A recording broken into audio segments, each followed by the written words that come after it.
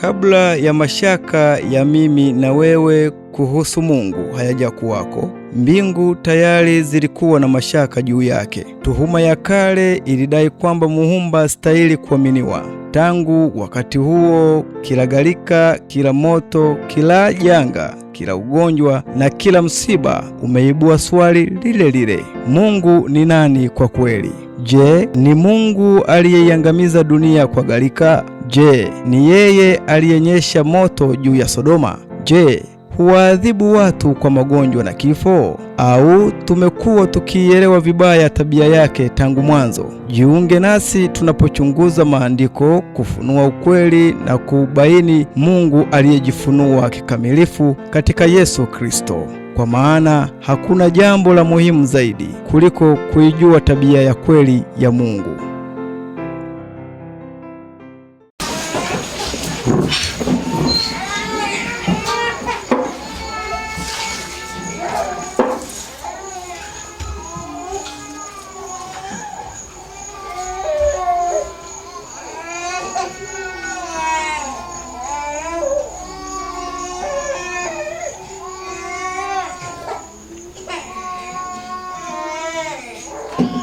Baba unayetupenda, tunakushukuru kwa maana masaa haya mema. Unajua kusudi na tamanio kila mmoja ambaye anaweza kunyenyekea miguuni pako. Basi tunaomba ya kwamba ututendee kulingana na tamanio letu, utuongoze kulingana na kile ambacho kimetuleta pamoja. Tuelimishe kupitia Roho yako Mtakatifu. Tuomba kwa Kristo aliye Bwana na Mwokozi wetu. Amen. Amen.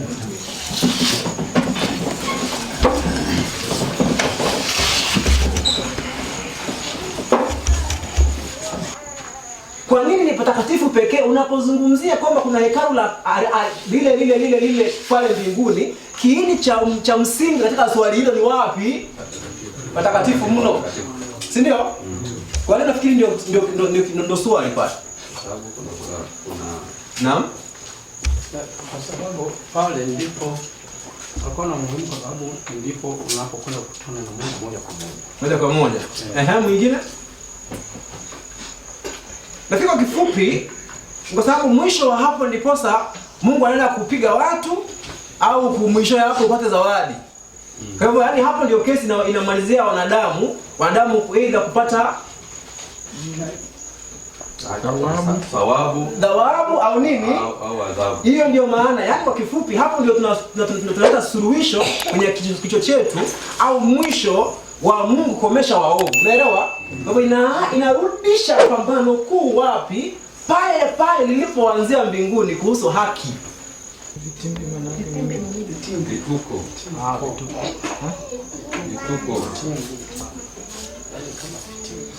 Naomba tuachie hapo. Sawa? Twende kitabu cha Waebrania 9 hadi 10. Alafu hapo tutasoma Waebrania 10:3 hadi 4. Inasema ya kwamba karama na dhabihu zilikuwa zikitolewa hazikuweza kuitakasa dhamiri ya mwanadamu. Ya mwabudu. Sawa, asante. Kwa hiyo dhabihu na matoleo yaliyokuwa yanafanya hayakuwa na uwezo wa kuondolea nini? Dhambi. Sawa? Kwa hiyo wanachokuwa nakifanya hapo ni maigizo kuhusu kitu kingine halisi ambacho kinafaa kitimie mahali pengine nje ya maigizo. Sawa? Anasema hapo, naomba nisaidie kusoma nisiharibu Kiswahili. Zilikuwa ni mambo ya usuyo vyakula na vinywaji tu, na aina mbalimbali za ibada za utakaso, yaani maagizo ya nje yaliyowekwa hadi wakati wa mpango mpya. Lakini dhabihu hizo ni ukumbusho wa dhambi kila mwaka, kwa sababu haiwezekani damu ya mafahali na mbuzi kuondoa dhambi. Kwa hiyo haya yote yalikuwa basi ni somo. Sawa? Ni somo kuhusu kitu kingine halisia nje ya nini? Maigizo. Sawa? Kwa hivyo maigizo haya kama yatakuwa na uhalisia unaotimiza haya, then itakuwa ni ndoto tu na michezo. Unaelewa? Ila kwa sababu ilikuwa na utimilifu wake katika uhalisia nje ya haya, then maigizo haya hayakuwa michezo, ilikuwa ni funzo. Sawa? Kwa kifupi, njia nyingine ni hivi, sisi tunajifunza kwa kusoma maandiko. Wao walijifunza kwenye nini? Kwenye vitendo. Sawa? Vitendo hivi aliyekuwa anaongoza ni Mungu, naye akampatia Musa nafasi ya kuandika awaelekeze. Ndiposa wanapoyatenda pale wajifunze kipengele ambacho kilikuwa cha muhimu. Kwa mfano, kulikuwa na sikukuu tofauti tofauti ambazo walikuwa nazifanya. Sikukuu ya kwanza ya muhimu, ya mwisho kabisa, second last, ilikuwa ni ya 6, sio kabla ya 7. Ilikuwa ni upatanisho. Katika upatanisho, neno atonement ni watu kuwa kimoja, sio? Au kufanyika wawe katika umoja, sawa? Kwa hiyo ni muunganiko wa Mungu pamoja na viumbe wake. Yaani kama kulikuwa na chochote ambacho kipo kati ya Mungu na wanadamu kinaondolewa, ndiposa umoja ule ufanye kitu gani? Urejesho. Sasa ndiposa unajiuliza swali, kati ya Mungu na viumbe nani aliyebadilishwa wakati dhambi iliingia? Dhambi inapoingia, je, ilimbadilisha Mungu na moyo wa Mungu au haikumbadilisha? Haikumbadilisha. Mko na uhakika kupitia nini? Maandiko, sio? Anatuambia kitabu cha James ni Yohana.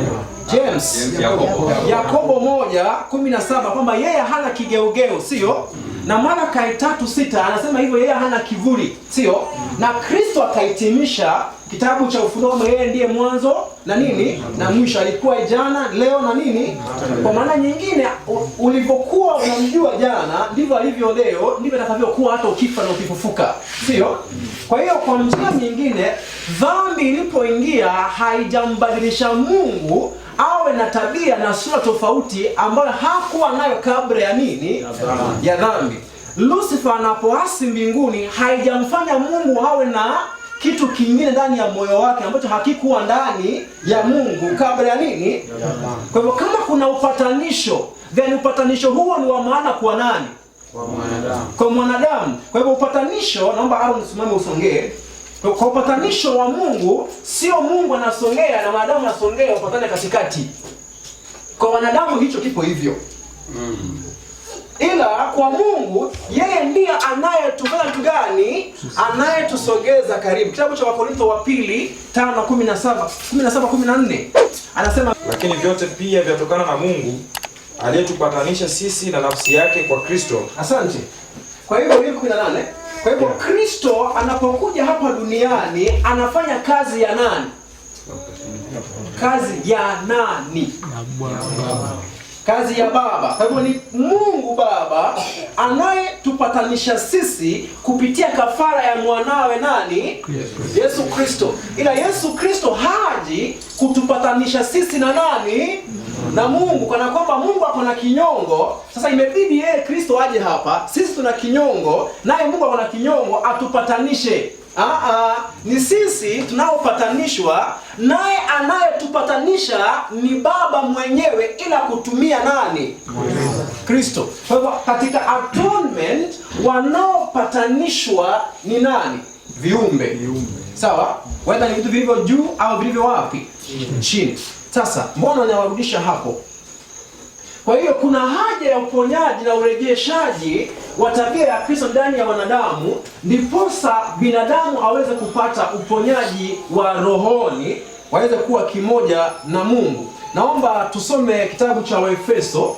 Kitabu cha Waefeso 1:3 jinsi ilivyo hapo, naomba ndugu Aaron nisomee. 3:9 na 10. Atukuzwe Mungu Baba wa Bwana wetu Yesu Kristo, aliyetubariki kwa baraka zote za rohoni katika ulimwengu wa roho ndani yake Kristo. 9. Akiisha kutujulisha siri ya mapenzi yake sawasawa na uradhi wake aliyoukusudia katika yeye huyo. 10. Yaani kuleta madaraka ya wakati mkamilifu, atavijumlisha vitu vyote katika Kristo, vitu vya mbinguni na vitu vya duniani pia. Asante. Naam, katika yeye huyo. Kwa hiyo vitu vyote vinafaa viwe chini ya nini? Ya kichwa kimoja, sawa? yaani katika huyo ambaye ni nani? Yesu Kristo. Sawa? Hii ndiyo ambayo amesema ya kwamba anazungumza kuhusu nini? Siri. Sawa? Kwa hiyo siri ya upatanisho ni wakati vitu vyote vimeletwa chini ya nani? Chini ya Kristo, sio? Na wangapi ambao wanaojua ya kwamba naye Kristo akishaweka vitu vyote chini yake, naye ataweka chini ya Baba? Wangapi mnaojua hilo pia? Kitabu cha Wakorintho, sio? Wakorintho wa kwanza ngapi? 15. Siendi pale. Kwamba Kristo wakati ambapo ametumwa anafanya kazi kwa niaba ya Baba. Kwa hivyo anapovuta watu wote kwake, lengo ni kwamba wakishakuwa chini yake kwa kulazimishwa kwa amri. Nafikiria ndio somo mliokuwa nalo asubuhi. Haiwezi fanyika kwa amri. Haiwezi fanyika kwenye kulazimisha, ni kwa hiari. Na ndio hiyo kwenye hiari lazima mioyo hii ifanye kitu gani? Ivutwe. Inapovutwa ikijiweka kwa hiari chini ya Kristo, naye Kristo anaweka kwa hiari pamoja naye kwenye mikono ya nani?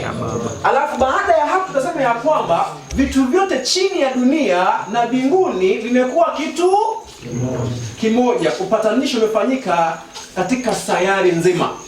Sasa hii ndio ambayo inaowakilishwa na hapa mbele. Tusome kitabu cha Pambano Kuu. Inasema namna gani? Kuja kwa Kristo kama kuhani wetu mkuu katika patakatifu kwa ajili ya utakaso wa patakatifu. Hiyo yote tumeisoma. Naomba niwakumbushe kipengele cha kitafuta hapa ni hii hapa. Jambo hilo pia limewakilishwa na kuja kwa bwana harusi kwenye nini?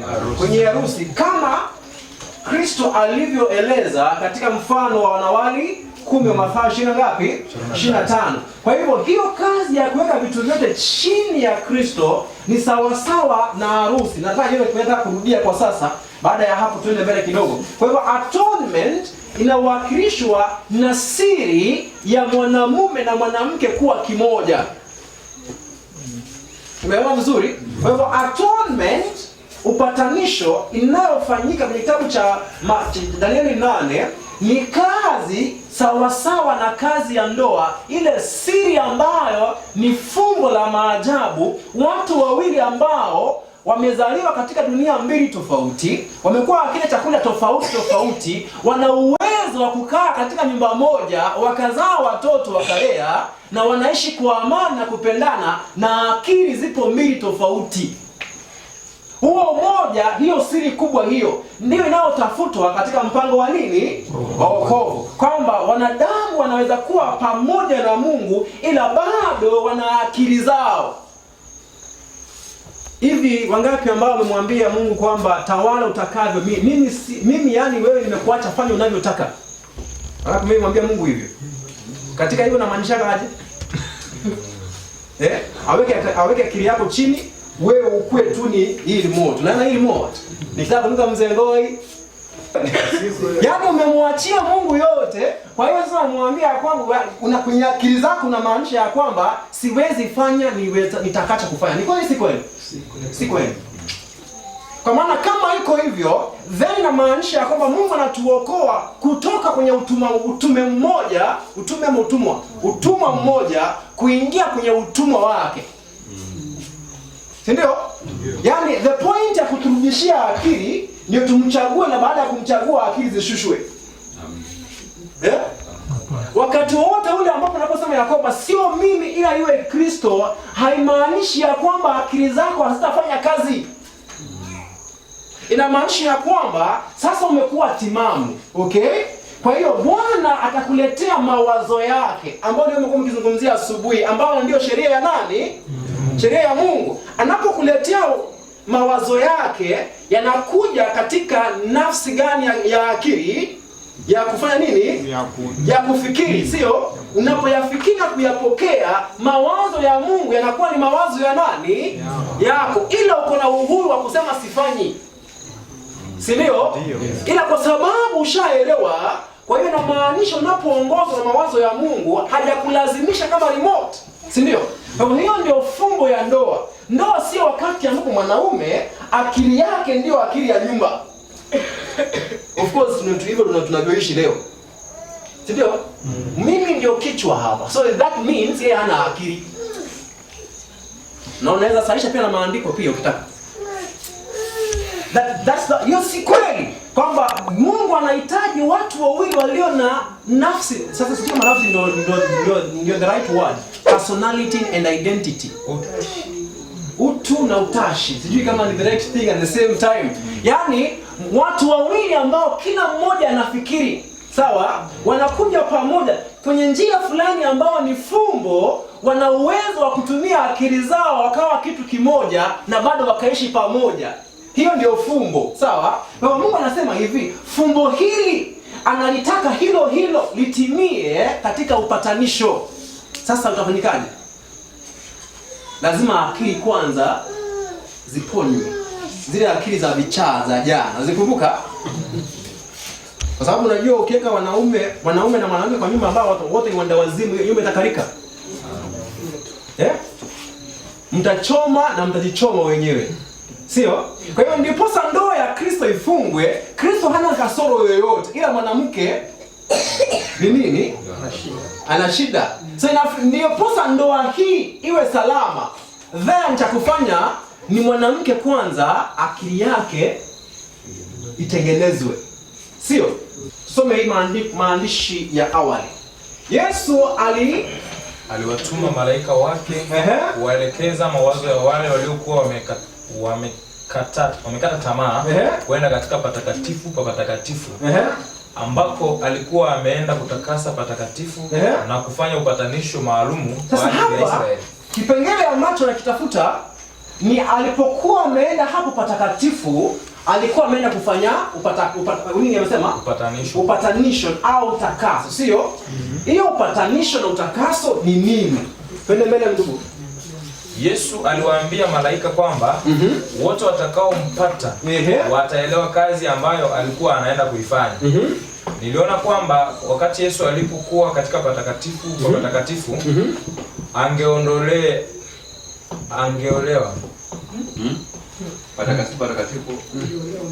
angeolewa na Yerusalemu mpya. Ndio maksudi hiyo hivyo. Mbona inakuwa ngumu kutamka? Si nini? Na baada ya kazi yake kukamilika katika patakatifu angeshuka duniani kwa nguvu za kifalme. Ngoja kidogo. Kwa hivyo kazi aliyokuwa ameingia huko kufanya alifanya nini? Alikuwa ameingia kufanya nini? Kuolewa. Yote ni kitu kimoja, sio? Kwa hiyo kwa maana nyingine anasema hivi, yaani Yesu anaongea na malaika, sawa? Hii ni 1844 wakati ambapo kiti kinahamishwa. Si ndio? Anaingia kule ndani.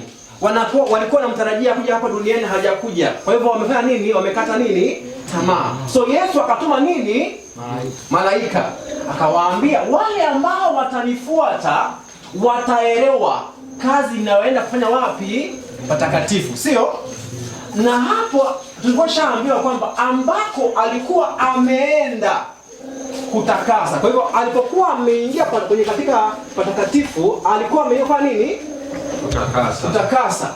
Alafu anasema hivi, ameenda kutakasa patakatifu na kufanya upatanisho maalum kwa ajili ya Israeli, sawa? Kwa hivyo utakaso pamoja na nini? Upatanisho, sawa? Na hapo hii ya blue inasema niliona kwamba, Ellen White anasema niliona nini? Kwamba wakati Yesu alipokuwa katika patakatifu kufanya hiyo kazi hapo juu, anasema angeolewa na nini? Yerusalemu. Kwa hivyo hii kazi anayoifanya hapa ya kuwa kimoja na Israeli, kupatanisha Israeli, kwa kifupi ni nini? Ni kuolewa, sio? Na Yerusalemu, sio? Sasa ikiwa anaolewa na Yerusalemu inayozungumziwa hapa ni jengo, ni watu. Ni watu, sio? Kwa hivyo kazi ya upatanisho ni Kristo kuunganishwa na nini? Na watu. Na Yerusalemu ambao ndio watu, sawa? Sasa anapounganishwa na hao watu watakuwa nini? Uwili kimoja. Na baada ya hapo utasema nini imefanyika? Upatanisho. Sawa? Kwa hivyo katika patakatifu kazi ambayo Kristo anaenda kuifanya ni kufunga ndoa. Hiyo ndio maana ya nukuu hiyo, maandiko ya awali. Naomba uende ukaisome mwenyewe baada ya hapo. Ukishajua basi kazi hiyo ndio aenda kuifanya, then unajua ya kwamba Yerusalemu naozungumziwa ndio bibi ya nani? Bibi ya Kristo. Sawa? Ndiposa sasa baada ya hapo nipende kipengele hiki tutoke hapo. Tunalinganisha sasa patakatifu na Yerusalemu mpya. Sawa? Kwa maana kutakasa patakatifu kwa njia nyingine ni kutakasa nini? Yerusalemu. Sawa? Kutakasa patakatifu ni sawasawa na kuoa nini? Yerusalemu. Tunaelewana? Kwa hiyo nataka tulinganishe patakatifu na Yerusalemu, tuone inafanana ifanani. Okay? Patakatifu mno. Patakatifu patakatifu, most holy, MH, palikuwa na umbo la nini? Mche mraba. Yaani mraba unaofanya kitu gani? Unaolingana. Sawa? Okay. Nao baada ya hapo patakatifu patakatifu palifunikwa kwa nini? Kwa dhahabu. Ni kweli si kweli? Kweli. Dhahabu safi, sio? Okay. Nakumbuka pia madhabahu. Sanduku la agano ndani lilikuwa ya dhahabu. ndani. Ndani kabisa. Yaani imetengenezwa na nini?